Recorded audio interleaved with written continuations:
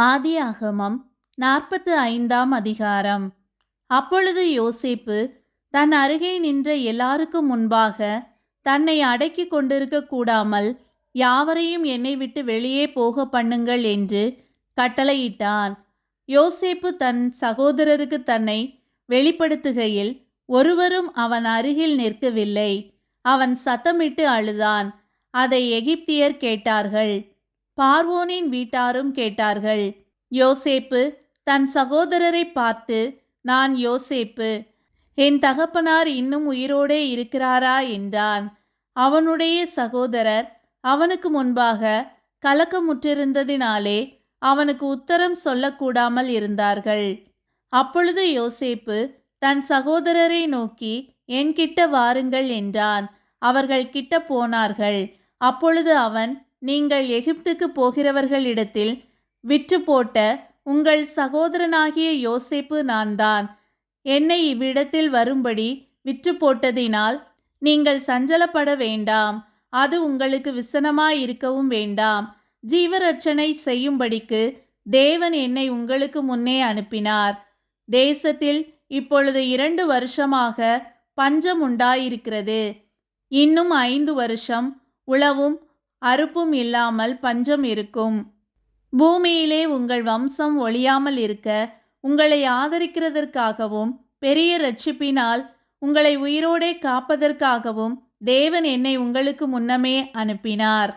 ஆதலால் நீங்கள் அல்ல, தேவனே என்னை இவ்விடத்துக்கு அனுப்பி என்னை பார்வோனுக்கு தகப்பனாகவும் அவர் குடும்பம் அனைத்திற்கும் கர்த்தனாகவும் எகிப்து தேசம் முழுதுக்கும் அதிபதியாகவும் வைத்தார்.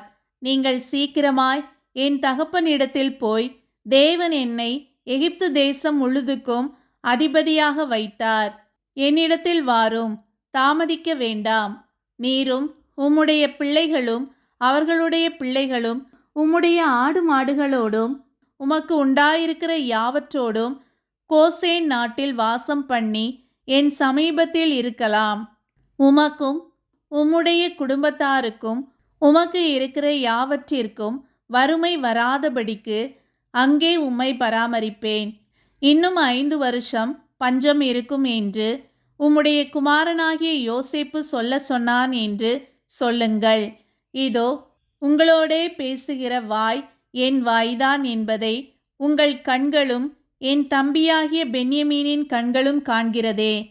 எகிப்திலே எனக்கு உண்டாயிருக்கிற சகல மகிமையையும் நீங்கள் கண்ட யாவையும் என் தகப்பனுக்கு அறிவித்து அவர் சீக்கிரமாய் இவ்விடத்துக்கு வரும்படி செய்யுங்கள் என்று சொல்லி தன் தம்பியாகிய பென்யமீனின் கழுத்தை கட்டிக்கொண்டு அழுதான்.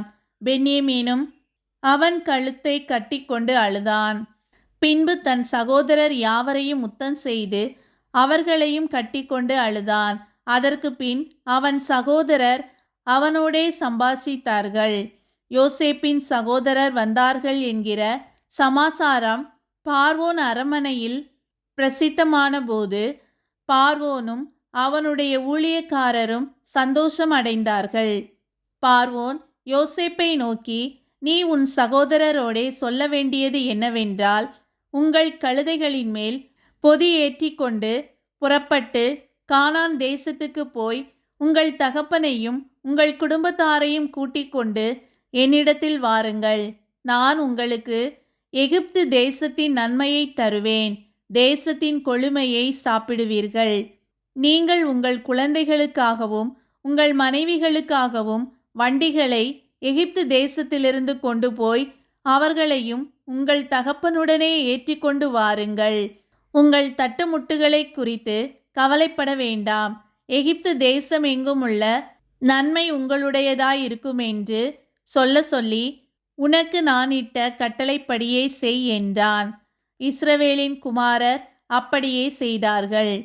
யோசேப்பு பார்வோனுடைய கட்டளையின்படியே அவர்களுக்கு வண்டிகளை கொடுத்ததுமன்றி வழிக்கு ஆகாரத்தையும் அவர்களில் ஒவ்வொருவனுக்கும் மாற்று வஸ்திரங்களையும் கொடுத்தான். பென்யமீனுக்கோ 300 வெள்ளிக்காசையும் 5 மாற்று வஸ்திரங்களையும் கொடுத்தான். அப்படியே தன் தகப்பனுக்கு 10 கழுதைகளின் மேல் எகிப்தின் உச்சிதமான பதார்த்தங்களும் 10 கோழிகை கழுதைகளின் மேல் தன் தகப்பனுக்காக வழிக்கு தானியமும் அப்பமும் மற்ற தின்பண்டங்களும் ஏற்றி அனுப்பினான். மேலும், நீங்கள் போகும் வழியிலே சண்டை பண்ணி கொள்ளாதிருங்கள் என்று அவன் தன் சகோதரருக்கு சொல்லி அனுப்பினான். அவர்கள் புறப்பட்டு போனார்கள். அவர்கள் எகிப்திலிருந்து போய் கானான் தேசத்திலே தங்கள் தகப்பனாகிய யாக்கோபினிடத்தில் வந்து, யோசேப்பு உயிரோடு இருக்கிறான், அவன் எகிப்து தேசத்துக்கெல்லாம் அதிபதியாயிருக்கிறான் என்று அவனுக்கு அறிவித்தார்கள். அவன் இருதயம் மூர்ச்சை அடைந்தது. அவன் அவர்களை நம்பவில்லை. அவர்கள் யோசேப்பு தங்களுடனே சொன்ன வார்த்தைகள் யாவையும் அவனுக்கு சொன்னபோதும், தன்னை ஏற்றி கொண்டு போகும்படி யோசேப்பு அனுப்பின வண்டிகளை அவன் கண்டபோதும், அவர்களுடைய தகப்பனாகிய யாக்கோபின் ஆவி உயிர்த்தது. அப்பொழுது இஸ்ரவேல், என் குமாரனாகிய யோசேப்பு இன்னும் உயிரோடு இருக்கிறானே, இது போதும், நான் மரணமடையும் முன்னே போய் அவனை பார்ப்பேன் என்றான்.